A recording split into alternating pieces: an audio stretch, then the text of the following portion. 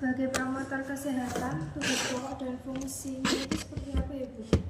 Serta bagaimana pelaksanaan tugasnya?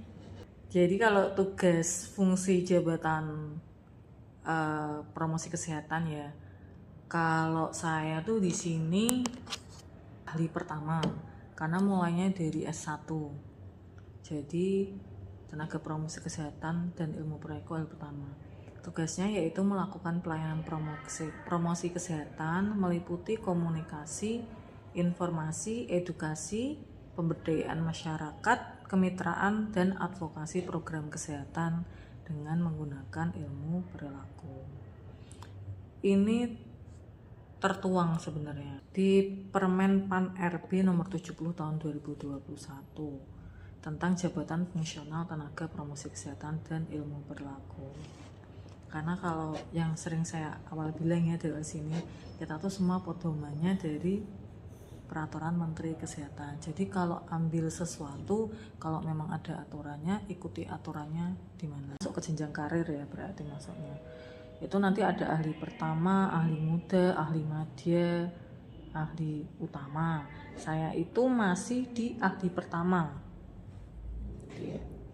Saya belum lama juga kerja sebagai tenaga promosi kesehatan.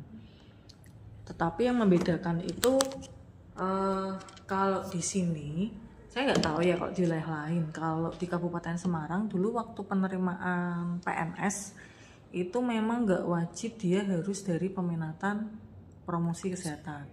Kayak saya sendiri tuh bukan promosi kesehatan ya, cuma kan kita sama-sama SKM nih, jadi bisa masuk mendaftar ke situ. Cuma backgroundnya saya memang aslinya bukan promotor.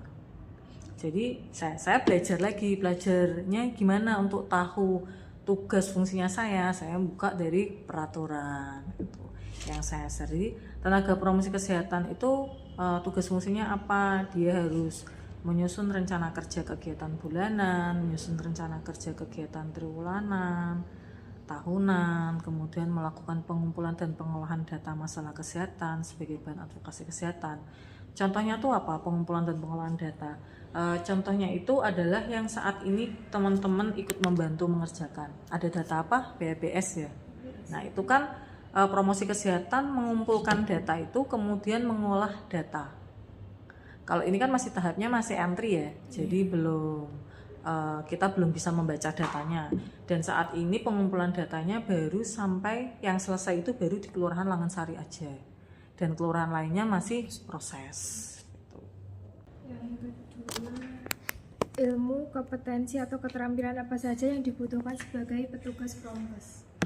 Nah, ilmu harus pertama paham dasar promosi kesehatan itu sendiri.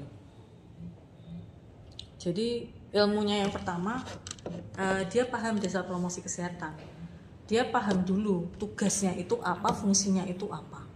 Lihat dari panduannya. Jadi di situ dengan kita lihat Permen PAN RB ya, kita kan tahu, oh tugas kita adalah membuat media komunikasi. Tugas kita adalah mencari masalah kesehatan, membuat pengolahan data. Dengan kita tahu dasar tugas kita itu adalah ilmu yang harus kita ketahui. Dalam artian sebelum kita melakukan tugas kita, ya kita harus tahu dulu pemahaman tentang dasar promosi kesehatan itu sendiri. Kemudian yang kedua, ini penting ya, yaitu keterampilan komunikasi untuk promosi. Jadi kalau kalian ada keinginan peminatan, keterampilan dalam komunikasi itu adalah penting. Sangat penting sekali di promkes itu untuk punya ilmu untuk berkomunikasi. Karena kita ada salah satu tugasnya itu adalah advokasi kesehatan. Tahu nggak advokasi itu apa? Ada yang tahu advokasi? Karena harus tahu itu. Advokasi itu upaya kita untuk mempengaruhi opini publik dan pembuat kebijakan. Jadi kita harus bersilat lidah nih bahasanya untuk mempengaruhi opini publik dan pembuat kebijakan. Apa ya contohnya? Contohnya deh KTR.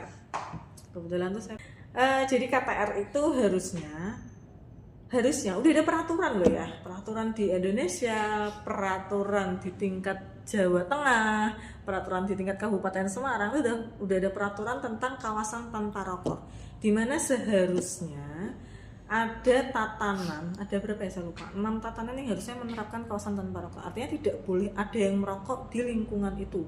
Contoh satu adalah fasilitas kesehatan, itu biasanya masih nurut ya. 2 itu sekolah, itu nggak boleh. Tempat umum, tempat bermain anak, kemudian angkutan umum, apa aja ya saya lupa, TR itu harusnya kan nggak boleh ya. Kantor pelayanan itu kan, jadi kantor desa itu kan harusnya kalau desa kelurahan itu kan juga menerapkan KPR, artinya nggak boleh ada yang merokok di wilayah desa. Padahal kalau kamu ke desa kelurahan biasanya ada yang merokok nggak? Iya. Ada, bawa sampai rokok kan. Nah, tapi kan ternyata aturan itu tidak diterapkan, belum diterapkan oleh pemangku kebijakan dilah.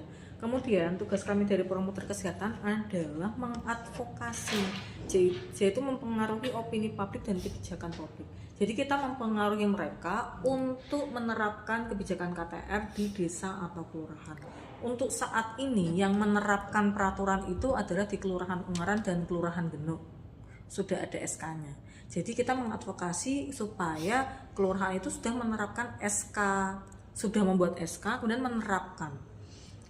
Kadang kita itu sampai meminta yang penting SK-nya dulu deh, punya kebijakan dulu, nanti penerapannya sambil jalan. Kayak Genuk itu udah ada SK-nya, udah sepakat. Tapi yang diterapkan itu baru di wilayah pelayanannya aja, belum ke wilayah pegawainya.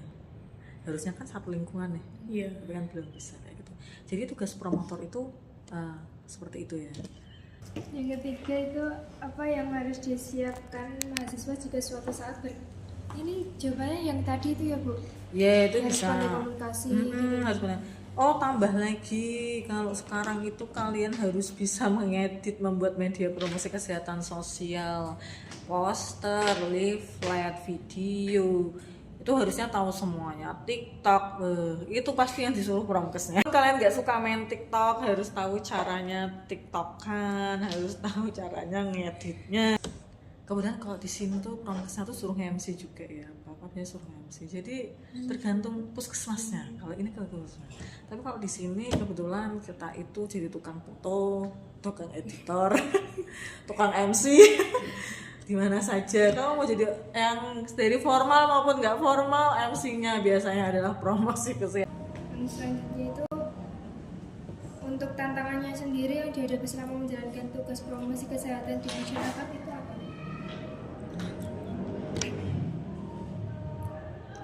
Tantangannya itu adalah yang pertama, kita harus selalu mengikuti perkembangan zaman. Ya kalau di kesehatan semua gitu ya. Tapi promos sendiri kan dia harus yang menyebarkan informasi. Kayak contoh kemarin itu CKG, semua tuh kita nggak tahu kan. Tapi kita udah diminta buat bikin leaflet, bikin banner. Artinya kan kita harus memahami itu lebih dalam saat ada program baru, ada kebijakan baru dari pemerintah. Kita itu harus terus belajar sama mengupdate diri dan pengetahuan kita saat ini. Nggak bisa kita stuck deh, itu nggak bisa. Itu tantangannya pertama ya. Istilahnya kalau buat orang yang mager, males itu tuh kadang ya aduh dari baru lagi kayak gitu kan. Itu tantangan pertama. Tantangan yang kedua yaitu saat kita harus mengadvokasikan suatu hal ke pemangku kebijakan. Itu jelas bukan hal yang mudah ya. Pertama kalau itu kebijakan, pemangku kebijakan itu lebih tinggi jabatannya dari kita, itu pasti kita banyak hal yang harus dipertimbangkan. Kalaupun mereka dari lintas sektoral, itu pun bagaimana kita bersikap, cara menyampaikan, itu pun banyak yang harus dipertimbangkan supaya kita tidak menyinggung, tidak salah dalam bersikap kayak gitu. Karena kalau misalkan kita ini sudah punya bentrok nih, atau mereka sampai tidak suka sama kita, itu kan kadang mempengaruhi kinerja kita juga ya. Jadi kitanya itu harus pintar menjaga silaturahmi, menjaga hubungan dengan lintas sektor desa kelurahan. Kemudian tantangan yang ketiga yaitu melakukan pemberdayaan masyarakat atau menggerakkan masyarakat itu bukan hal yang mudah. Mengubah perilaku masyarakat itu bukan hal yang mudah. Kadang kita itu ditetapkan target oleh pemerintah, ditetapkan target oleh pemerintah pusat, daerah, tapi saat itu berhubungan dengan target masyarakat. Misalkan mereka harusnya udah punya jamban sehat kayak gitu, misalnya targetnya tuh harusnya 90% udah punya jamban sehat kayak gitu. Tapi untuk mengubah itu kan bukan hal yang mudah. Satu, kalau mereka memang ekonomi nggak mampu, mereka belum punya septic tank ya. Kan wilayah Geno itu septic tanknya banyak ya, ada beberapa ya. Saya nggak bilang banyak, tapi ada yang masih nggak punya septic tank. Jadi buangnya ke kali, itu kan nggak boleh ya. Harusnya kan punya septic tank sendiri, itu kan mencemari lingkungan. Nah, gimana kita mengubah mereka mau? Satu, padahal ada masalah ekonomi lah. Kalau mereka nggak mampu, uang siapa?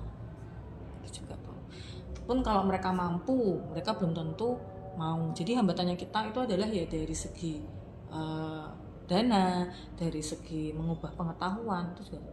Contohnya dulu itu waktu COVID, meminta mereka untuk cuci tangan itu lebih mudah ya. Coba sekarang sudah beda kan. Jadi mengubah perilaku, mengubah gaya hidup masyarakat itu mudah, susah. Padahal kita itu selalu apa-apa berdasarkan ilmu perilaku gitu kan. Tapi nyatanya mengubah perilaku kalau itu jadi indikator kita. Contohnya ASI eksklusif harusnya berapa persen, ya ampun, kita memberikan ASI eksklusif itu sekarang itu kalau bekerja itu pasti tantangannya besar kayak gitu ya, kan susah, nggak gampang untuk mengubah itu semua. Jadi itu tantangan.